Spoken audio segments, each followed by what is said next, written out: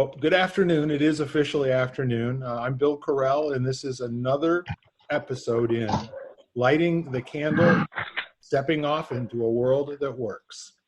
And we've got a really great group gathered here today. And with that, I'm going to pass it over for introductions. Shelley, how about you? Good afternoon. Shelley Kohler. I am a small business development advisor. That is my profession. What my passion is really making a difference and bringing light to an area in which was shadowed or unfamiliar or unseen. And I am here because I love these people and the inspiration that they bring.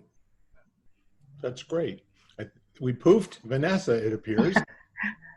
Hopefully she'll be back shortly. I hate it when people poof, don't you?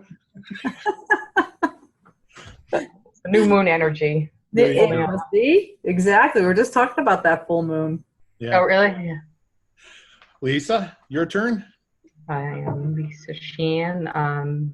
I've been in media my whole life, and now I'm branching out into entrepreneurship with a conscious living magazine called Epic, Empowering People, Inspiring Community.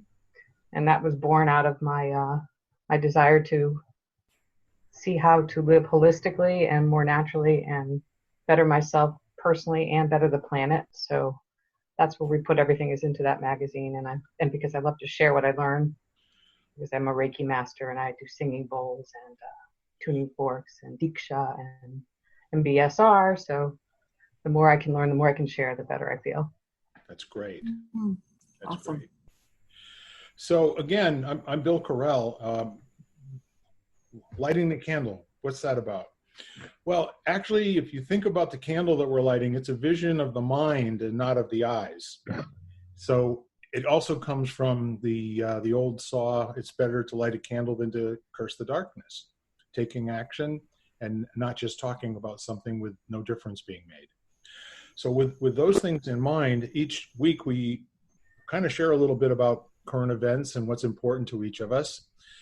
And I'm feeling this week like there are enough things broken in my life that I actually need to set a few of them down and fix a couple before moving on. So it's actually not a choice that I have any choice in making, so I'm choosing that choice. So what really is on the front of my mind is not only power loss for a week, getting cleaned up for that, had the car broken into last Friday night or overnight on Saturday. I am still waiting for some kind of initial readout from the insurance company, and I can't find a rental car to rent that's in a reasonable distance from the house, et cetera. It just isn't working this week. So that's fine. We'll just kind of go limp and, maybe roll with it for a little while. But it's a really kind of nice analogy to, and it also makes me reflect on the people in the rest of the world that have real problems. My problems are not problems. They upset my schedule, and that's pretty much it. So with that in mind, if there's one thing that we can do, welcome back, Vanessa. Hi. Thank you. We'll see if we can put some lacquer on you and have you stick around for a while. Oh my goodness. You're too young, to probably remember when Polaroid cameras, if you took a bad picture and you didn't want anybody to ever see it, all you did, you just put the liquid on top and fix it. So we're introducing ourselves, Vanessa, and I asked everybody if you have a favorite quote. Would you please share that with us?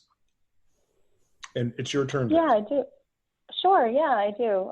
Vanessa S. Lewis. I'm a marketing copywriter, freelance writer, and formerly a songwriter. And I love to just get together with great people, as I'm on the call with now, and just have a conversation about, great things or maybe not so great things, but anything that uncovers and reveals truth. One of my favorite sayings, I actually decided a few months ago to post it on my desk, so I see it all the time. And it's by C.S. Lewis. And it's just very simple, but I feel like I need the reminder a lot. So it's humility is not thinking less of oneself. It is thinking of oneself less. Mm. That's a golden oldie.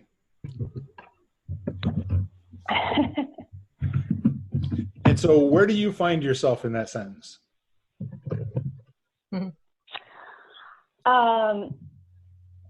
That's a good question. So, well, I think because there's different kinds of pride, and there's pride is very it's used to celebrate certain things, but then it's also almost demonized, But there's also, I think people get humility confused a lot too. I know I used to, and one of the things was, because the quote is not thinking less of oneself, it's thinking of oneself less. So when there's something such as self-abasement, which is when we put ourselves down and we're almost to the point of being martyrs, and that's almost prided in some cultures or even in some of our hearts, but really that's actually a sort of pride, because what we're doing then is we're still always thinking of ourselves. I've known people like this, and I may have even been like this, in my past life without realizing, thinking, oh, always let the other person go first, always, and almost to a point of like self-sacrifice. If it's not done out of the motive of love, and including love for oneself. I know I feel like it might be kind of a blurry, I'm trying to explain it as clearly as I can, but so I would say that where I am in this quote, Bill, to answer your question, is just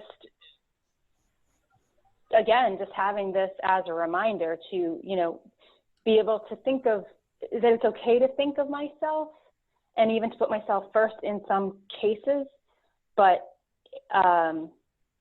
it's also good to think about other people. And it's not that I don't have trouble thinking about other people, but I usually get to the point where, I put other people so far in front of me where I kind of ignore my own thoughts and feelings.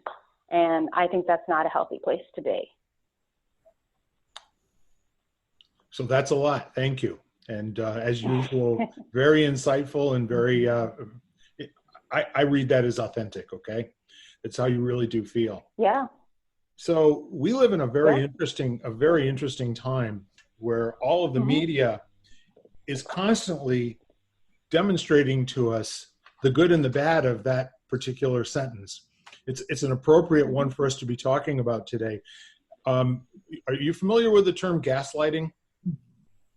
Yeah. So what it takes in a culture for a small group of people to gain control is to convince another group of people by force of psychological method that their own thinking isn't sound and that they are not to be trusting their own thinking. And the reason for that is because they never have been all that smart. They never will be all that smart. And their job is to wait to be told what to do next. So the whole gaslighting is to get a person so broken down that they start questioning their own sanity. So obviously they're looking for a lifeline from somebody who seems to know what they're doing. Oh, by the way, that number of people trying to dominate a whole culture is growing. Now all of a sudden you have this minority of people who are convincing a portion of the other population that didn't used to buy into this whole notion, and then they are now recruited to continue gaslighting the rest of the population. And this is me talking. I haven't read this anywhere. It's just like I was listening, to some political commentary, and the word gaslighting came up about 4 times in an afternoon. And I said, well, I don't really know what that means. Oh, now I get it. It's also called propaganda. It's also called, totalitarian domination, where the line from the Pink Floyd song, Welcome to the Machine, Mm-hmm. it's all right. We told you what to think, So as we're going through the life here, the whole notion of critical thinking, which I think was, in my opinion, that's what spawned the whole intellectual revolution in the 16, 17, and 1800s that gave us all the brilliant writers and thinkers of the last century. And I'm just wondering, who would you point to today that might be an antidote to gaslighting? And I don't expect you to know an awful lot about that. Just as Vanessa, it's perfectly fine not to have an answer to a question you've never been asked. But if you were looking, out to the world today, who? It could be a group, it could be a person, it could be people of a certain nature. Who would you be counting on to be the antidote for gaslighting?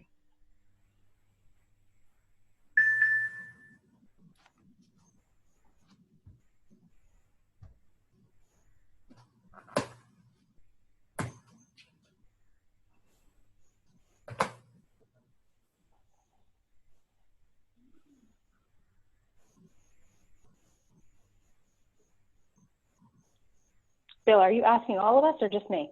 No, all of you. Oh, Okay, that's what I thought. That was a great pause, though. I really liked it that. was. I was like, I thought you were just asking Vanessa. Me No. too. Yeah, I mean, we can do it as a dialogue, or we can just share as a group. First of all, do people agree or disagree that there is gaslighting going on? It's a brand new word, Well, I agree. I think it's been going on for a while. It's a different term. One that is acknowledged, I think, with nowadays intellectual connections.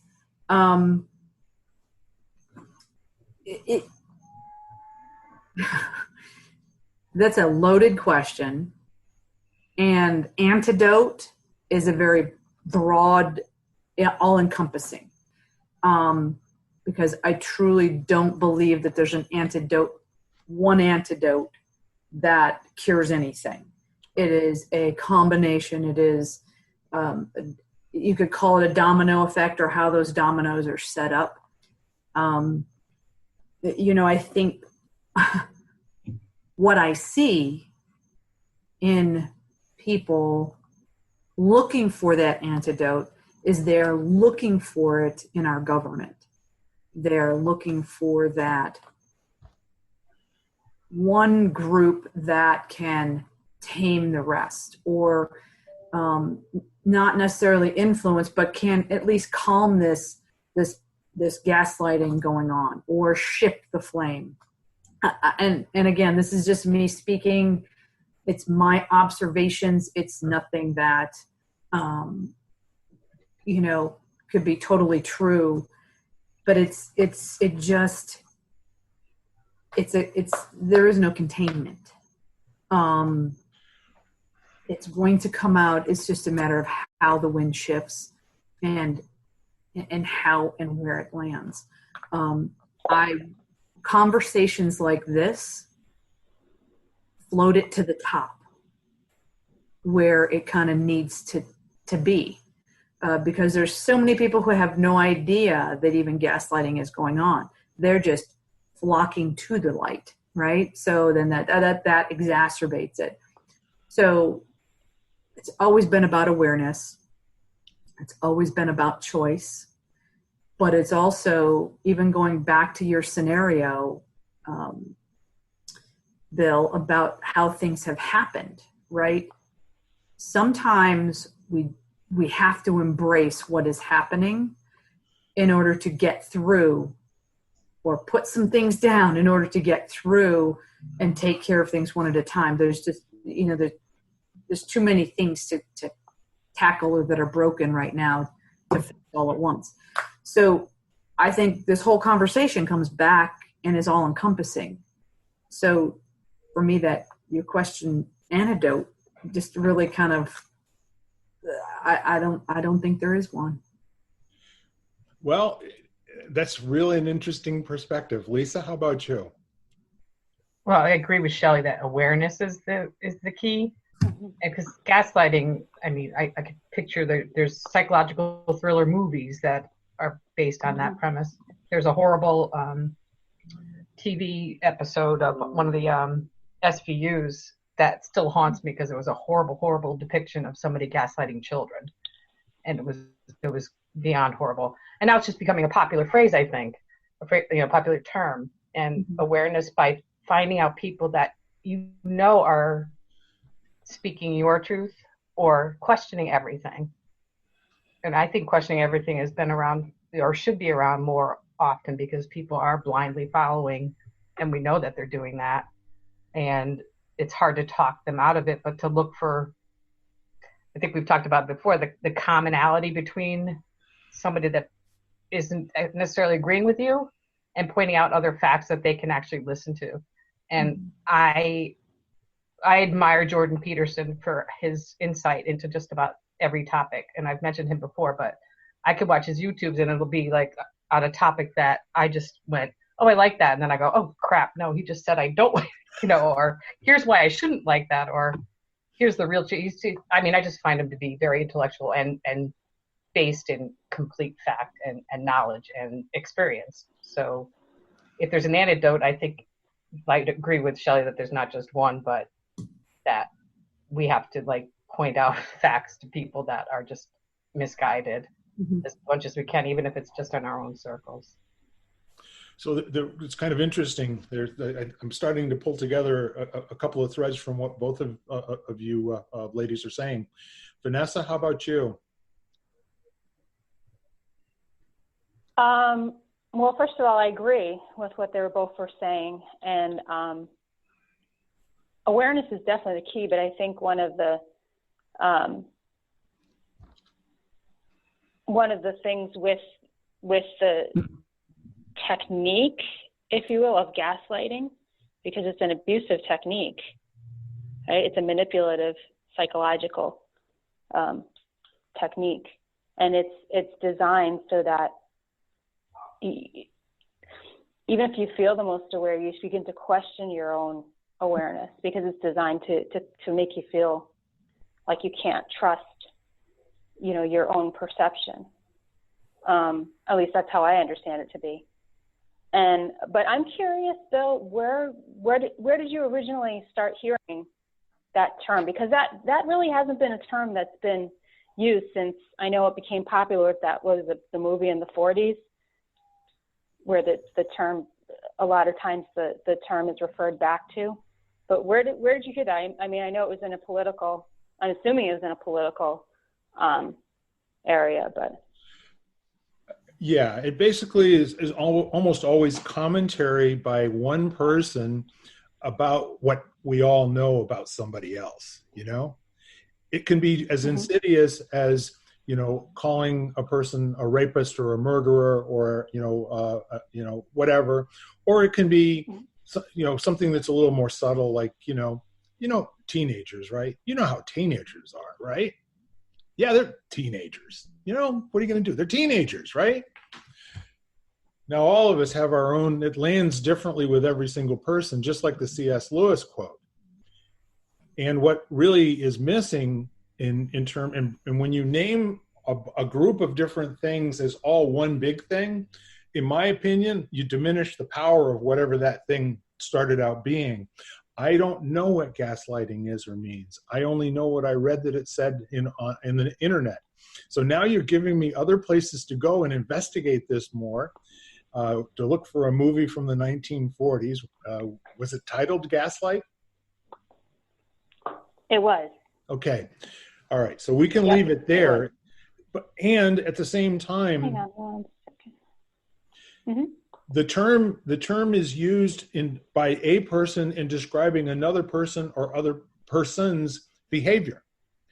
That if you hear somebody say something, that's not what they're saying. So I was listening, and I said back to the TV, I said, if gaslighting is somebody manipulating people psychologically, usually through conversation, by painting an image of who they really are that they can't possibly see or detect for themselves, then who's gaslighting? Is there gaslighting when gaslighting is being talked about? And there's empowerment when empowerment's being talked about? You know? So the thing that I heard Lisa say, there's two things really. One is the strength of the, the innate character, and as Stephen Covey talks about, your compass, your moral, ethical, and just who you are as a human being compass. And one of my favorite quotes of his is that in cultures of a sufficient strength of morality, laws are not necessary. But where that sufficiency is not there, laws are unenforceable. So is it possible we're actually seeing that played out on the big screen, every single night? That we've got people who are supposed to do something in response to somebody else doing something, and they're not being empowered to do that. They're being told to do the opposite. And we're talking about people whose job description is to get out there and stop some of this stuff that's going on in different parts of the country. So I kind of see that there's a certain level of dysfunctionality when people are not sure what to do next on almost any subject. And where does that leave the people that are not involved in those particular conversations? And what, we were talking about this a few weeks ago, in the aftermath of several different things, but there's a real, in my opinion, of some of the things that I see on the tube before I turn it off, kind of a replay of things that I've seen in different cultures back to the 40s or back to the, to the 1911, 1917, different parts of the world, when there was a major cultural and shift in terms of power and taking control of a group, of a country or something of that nature. So now I wonder, and the main reason that I wanted to talk about this today was we all have an opinion about what's going on across the country, and it's landing with each of us uniquely. And at the same time, how do we start to have a counterbalance to, I think I'm going to use the word lunacy. And sometimes it goes on for 2 lunar cycles or longer. The idea is that you have, in my opinion, you have to train people to use their bullshit detectors, okay? And you have to train them when they're in a educational experience, not to just believe everything that they're being told, listen to it. And there are some things that you take on board, and there are others that you just let go by and you forget about. And I'm kind of interested in how that can possibly happen when everyone is looking to the state or to the government to correct problems in their personal lives, while the problems are being created by people in the government training the people to have those problems, so that those problems will persist through time, so there'll be a need for more government and more solutions. Now, I may not be right in that little sentence, but there does seem to be kind of a cycle going on here. If there isn't enough government, let's cause some problems, and then let's whip a little solution on those problems. And now we got, a couple more people working in the government. So the whole idea is we're lighting a candle, we're having a conversation, and there's the whole notion of saying what's so, right? So even saying what's so isn't what's so, it's just a human being talking about what they've perceived and what's landed for them and how it seems, okay? It's actually how it seems, and it's not what's so. So we're listening more than any time in my lifetime to people out of a 24-hour news cycle.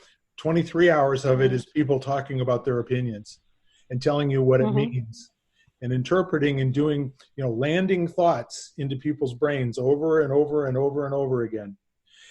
And I'm just really kind of wondering where the distinction, when Orwell was talking about 1984 and how the government would have this thing on the wall that was on all day long, and not only could they see what you were doing or hear what you were doing, they would correct people, if somebody was monitoring.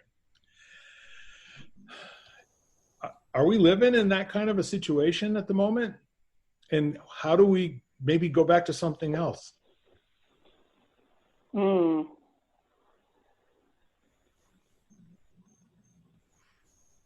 That's a good question. I mean, it kind of shifts what we were talking about, but the first thing I think of is we are certainly being monitored a lot more than we ever have before. Yes. And there's a lot of ways that we're being watched, we're being seen, we're being heard almost constantly. And then there's some things where we just voluntarily put information out there, but what is the information being seen and heard and, listened to by? It's government, right? Yes. So to feed back into what you were saying about gaslighting, and again, just my perception, not, I love this. We're all here sharing our own opinions based on our own perspectives, our own life stories, et cetera. And, maybe or maybe not reaching a consensus, but just being able to at least voice what we're all experiencing. So wouldn't it be interesting to think that if we're being monitored in such a way, and it's so innocent, or at least we've been trained to just share. Maybe I'm talking about something like like Twitter or Facebook, something where we can openly share our opinions anytime, and then our guards are down because they're with our friends and people we trust, but we know in the back of our minds, and we've been doing it for so long that we feel safe sharing some of our really confidential or could be confidential information. We're a lot more desensitized in that way. So if we're sharing it, but I guess what I'm getting at is that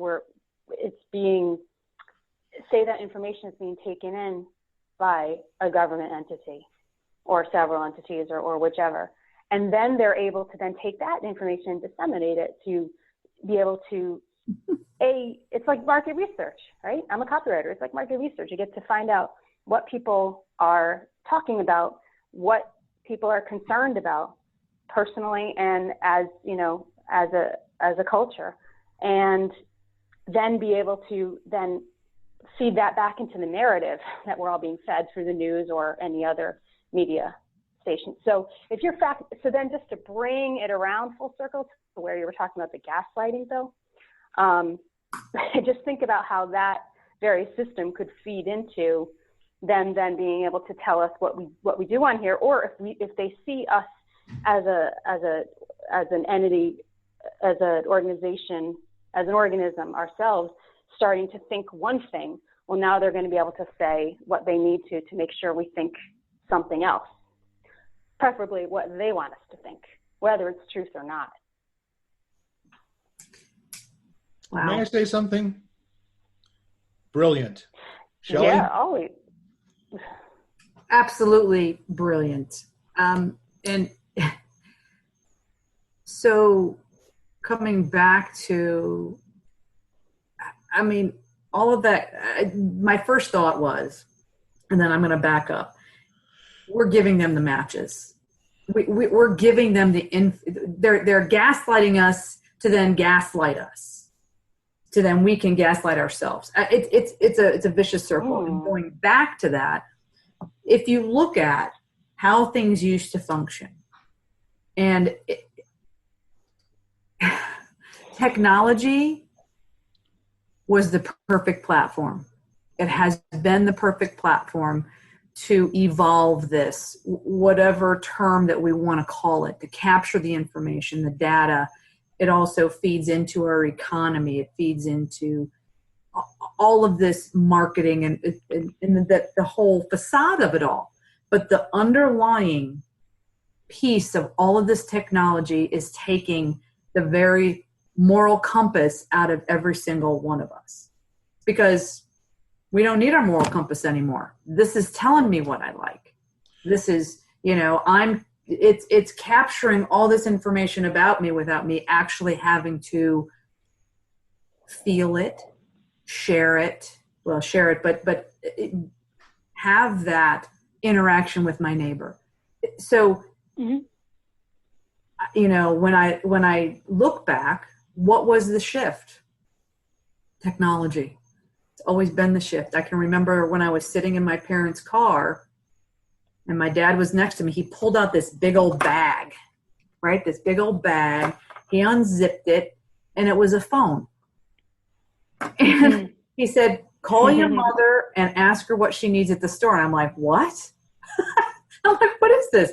He said, this is a bag phone. Started as a bag phone. And I'm like, are you serious? He said, no. So I literally dialed my mom and I'm like, holy cow. That forever changed. Like, why don't we just go home and ask her and then go back out? No, so technology, in my opinion, changed everything about our personal, about our awareness, about where we stand, how we feel, how we should think, and what we should do. And Vanessa, you're so right. We give this away because we think it's the greatest thing since, people don't know this, sliced bread, which was another invention. But it's true. It's that awareness that we are so easily just to give away our personal information that it desensitizes us, and we really don't need to feel because we're going to be told how to feel. However, when COVID hits, when our technology is taken away from us, when we have a complete shutdown of no electricity, no anything, now we have to feel, now we have to function. And some people don't know how to do that. And there is a projection, it's the electric company, so there's all this projection going on as well. So I know I kind of jumped around a lot, but I truly believe a lot of it is technology for the good and the bad, but we haven't been really aware or taught the balance of all that and the repercussions. We are seeing the repercussions. It's pretty interesting. So if you stop and think about it, like what we're doing right this second is probably landing on a server somewhere at the NSA that years from now, after they've built, they just keep getting smaller and smaller and more powerful storage. That's why you can buy a 70 terabyte set of hard drives for $1,000. It used to cost you $1,000 for a 10 megabyte hard drive that fit on an XT computer, back in 1980 or 81. So the whole idea here is that we don't teach people to feel. We teach people to survive. That's our whole culture revolves around them knowing always and everywhere there's something wrong here, okay? We live in a soup of there's something wrong. And we are constantly, the more we're being reminded of it, the more, as you said, Shelley, when they tell us something, we don't have to think they're going to tell us what it is. Down in your heart, in your mind, your heart, and your gut, one of those three is going, I'm not buying this, And that discord between what they're saying, what I like to call the party line, whatever that narrative is not landing as, yeah, I kind of agree with that, because it can't possibly land with everyone. It lands with the converted. It lands with those who have been, it's like the Borg assimilating, different people one or two at a time. I loved that analogy on Star Trek for what cultures do, that they dominate, assimilate, make the same, and homogenize, and you've got stability, consistency, and everybody working for the whole. But nobody has thought.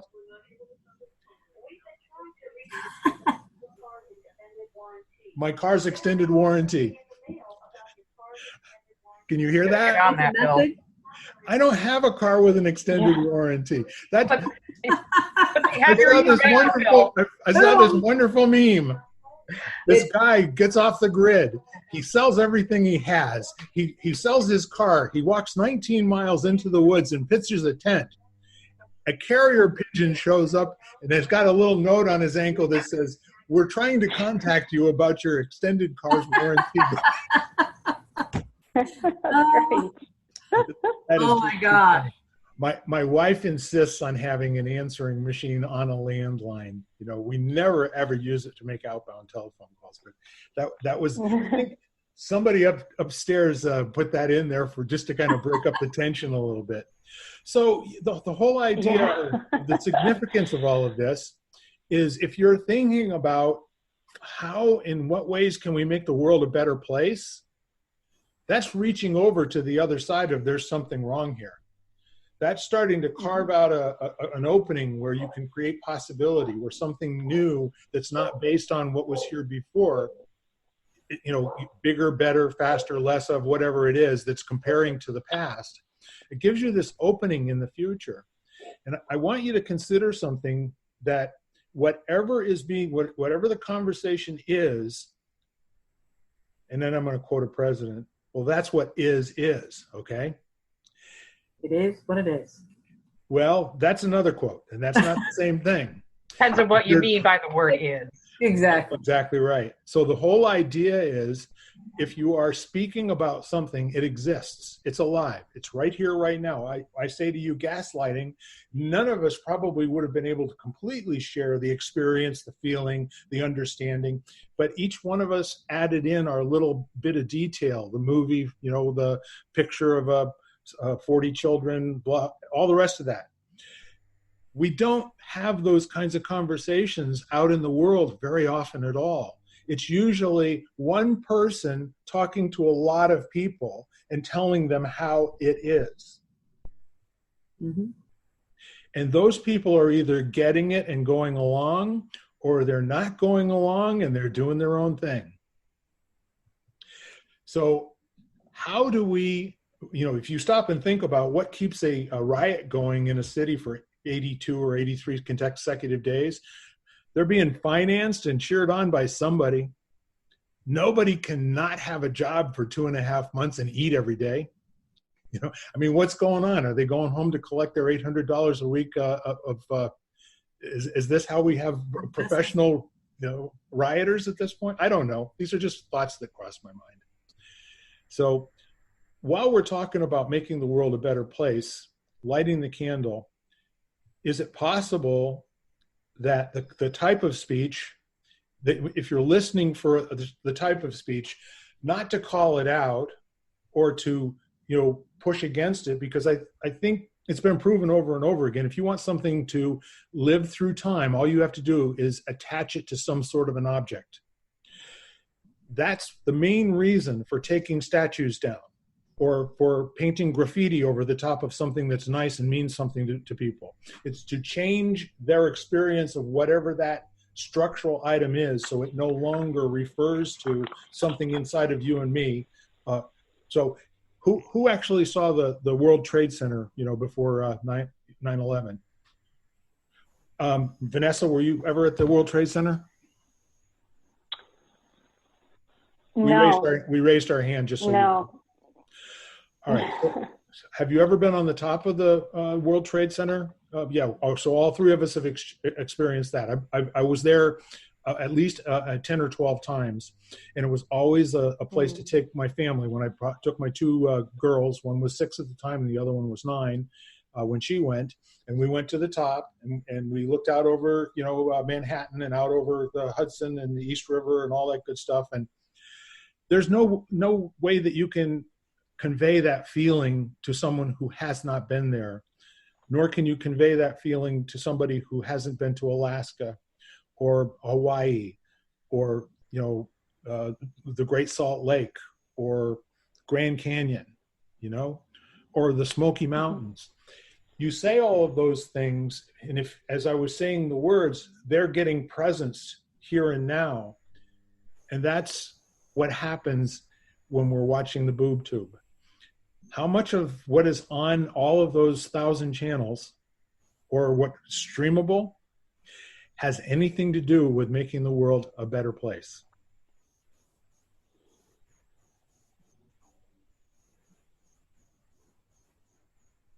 There are some out there, though. Yes.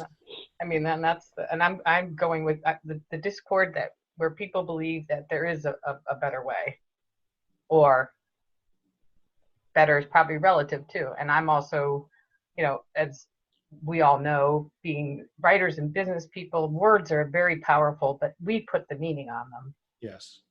So, and we put the meaning on every inanimate and animate object that's out there. And we can't help it as human beings but to do that. But we can, and with the talk about technology, we all in our generations got so caught up in such a faster paced development of technology that I think we're still catching up in our minds on where it's all at. But the generations that are coming into the planet now, they know what to do with it.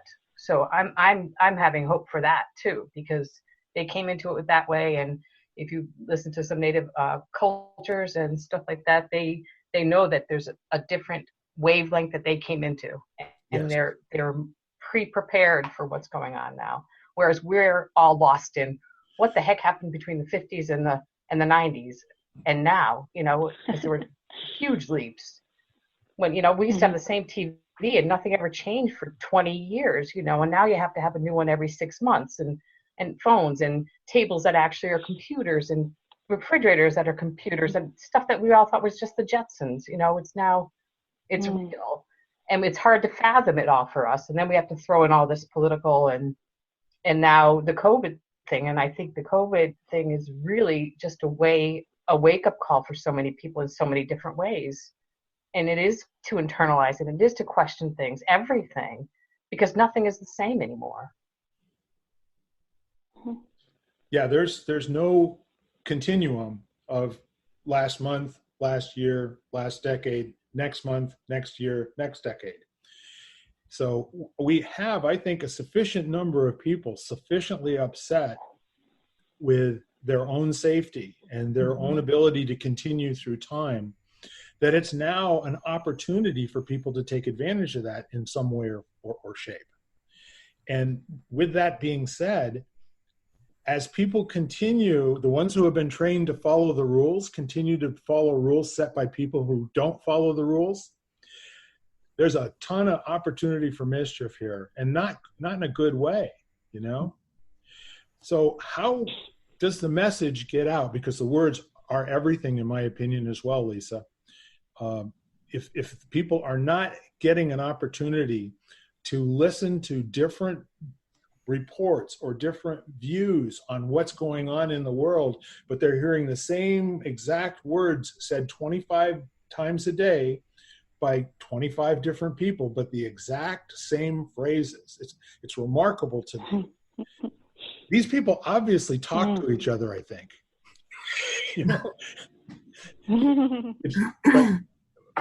So just a little thing like gaslighting, and for me to sit and go, now I wonder what that means. And gee whiz, if you're telling me that there's a group of people that think other people all think alike, you're making my head hurt, okay? You're telling me that you think there's another group of people who think badly about another group of people, that they know what they think. It's like, that is really, it's an endless loop. Mm-hmm. That might be gaslighting. It might be. So whenever somebody talks about these identity-related issues, whether you're male or female, and now we can slice and dice that about 7 different ways. The color of your skin, your national origin, et cetera. No, I don't. whatever. So I was raised in a house where people didn't care about that kind of stuff. You know, my dad was very, very derogatory about people of color, but he had to be to survive in inner city Detroit. There were gangs, okay? So you either were with somebody or you were what they would commonly call food, okay? They would take your lunch money, okay? So the point is that generation started to set up, you know, the Archie Bunker caricature that then other people could say, no, Archie Bunker's a real guy. He's everywhere. He's anybody who's over 70 years old and he's white, you know, and he's retired and he worked in a blue collar job. No, they're all Archie Bunkers, right? Like, honestly, I'm not kidding you, right? That seems like a lot of work to me. Mm. Is there some little gray-haired old man sitting in a castle somewhere that's calling people up and saying, now today say this, you know, now today say that? I'll keep the money coming. Just do these things. Yeah, the word of the month is gaslighting. Yes. I just remember password. Today's password is. Alan Ludden, yes, absolutely. Did you have the home game? No. Oh, I think we did on video, like the old one or something. Yeah, this little red. Yes. Hold it up very closely. Don't let anybody see it. Well, even before everybody got on, Bill, you were totally like the adult romper room. I mean, it's this little hole, right? And the wizard is looking through the little hole, and it's like, oh, Billy is here. Shelly's here. Oh, Lisa just arrived. Oh, Vanessa. Oh, she poof gone. Oh, she's back. Yeah. Right? Like there is this opening. And the Wizard of Oz, you know, kind of came to mind. You know, the man behind the curtain. Yeah, we've got this balloon, but I don't know. I'm not quite sure how it works. Right? So it's the answer, but I don't know how it works. Great analogy. So again, this is one more thing for us to be afraid of. You know, this much larger than we are in our little homes and whatever. Or you can just live your life and have those thoughts for a moment and then calm yourself down and say, all right, what difference does that make if it's true, if it is what's so, right? So in terms of expanding a conversation like this one, it is a conversation that's much bigger than 4 people, right? Oh, absolutely. It's a worldwide. You know, look, just what you just said. Fear is the basis of all of that, right? Mm-hmm. If we are afraid of something, that's where it starts. If you don't recognize that is the basis of where it starts. Yes. Yeah, I think there's a lot to be said for those people who live by the, by the code of ignorance is bliss, and I refuse to be made unhappy. You know, it's like I've got a brother-in-law. When he watches something on TV and everybody else in the room's getting upset, he goes, "So what? So, so, what's that got to do with you and me?" You know, on to the next thing. I don't know many people that respond to that sort of thing. You know, if somebody smacks you in the mouth, what do you do? It's gotten a better chance of happening this week than it would have maybe a year ago, I think. You're talking to a guy who's just sitting fat, dumb, and happy in his home, sleeping, sawing off the logs, and the next morning comes out and finds the windows, in my van shot up with a pellet gun. I know that whoever did it figured I could afford it. You know, I mean, you got 2 cars in the driveway. Well, we're gonna fix one of them for you. You know, going back to what you said, I rarely watch TV. I'll turn it on. I started watching baseball and a little bit of the women's basketball. But I was flipping through the channels, and there's boxing. It's the martial arts where they have the gloves on, but you can kick and you can do whatever. I sat there for like 3 minutes and I was just appalled. I'm like, I don't care if it's a sport. Like, these people are literally, this guy's on the ground and I'm just going to beat you until the whistle blows. I got so charged. I couldn't be with it. I'm like, this is absolutely distraught and wrong. And there are people cheering well, there weren't, but normally there are. I had to turn it off. But that is something that kind of goes along with this, right? It's only a sport. No, that guy's beating the crap out. Yeah, but he stepped in the ring. I don't care. It's a moral compass. It's something that's missing. Yes. Anyway, see, I get even charged about it just talking about it because it, kind of like Lisa and you and that one SVU, it just keeps going. Well, the thing is, we're going to come up against it. I mean, mostly at a distance and mostly over either a computer screen or a telephone screen or a TV screen. But in the meantime, what is a powerful thing that we can do to start generating the pebble into the pond, as Ken likes to say?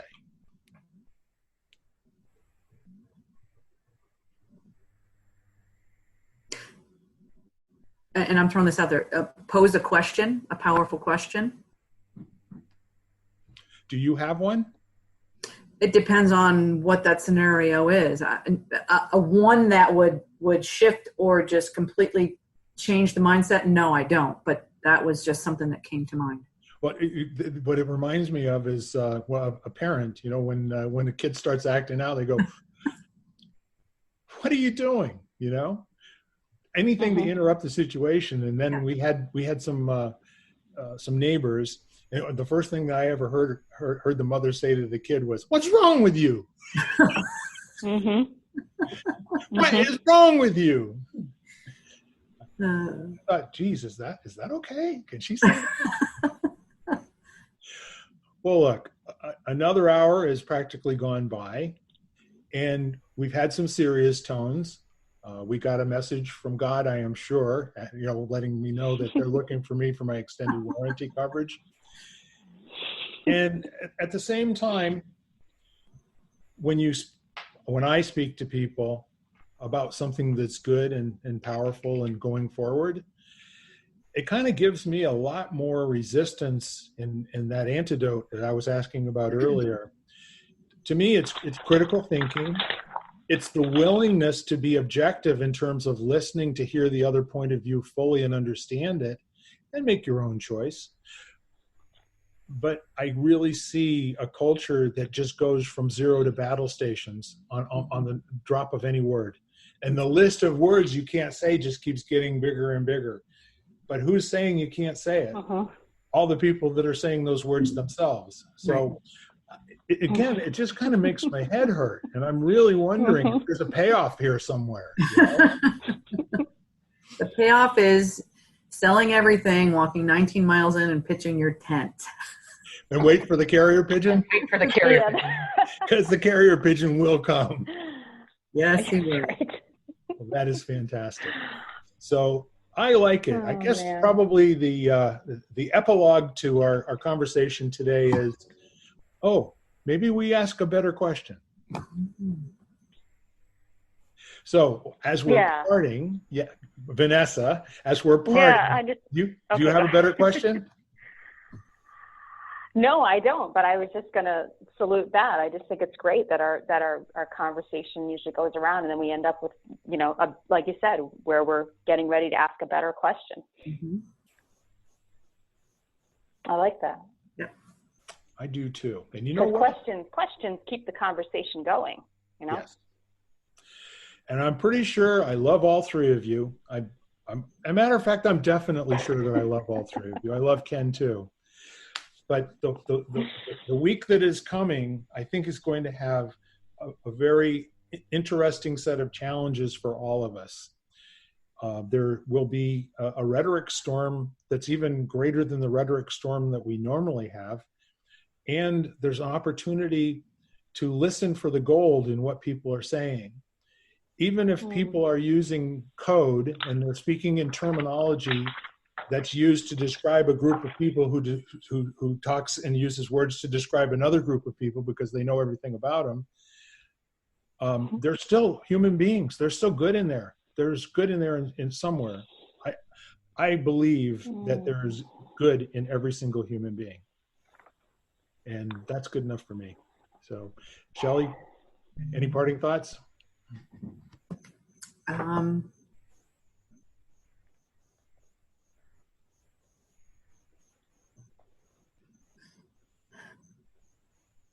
Listen. I think listen. And hear, as you said, listen between the words. It's great. Lisa? Well, I probably hinted at this quote before, but I thought I'd leave you with probably my favorite Rumi quote, which is, "Out beyond ideas of wrongdoing and right doing, there's a field. I'll meet you there. When the soul lies down in that grass, the world is too full to talk about." That's great. Thank you. Very Vanessa? deep. Yeah, I had recently come across a quote which I just wanted to share. I thought would be good for the end of this. Is the beginning of healing is just getting to be heard. So I just think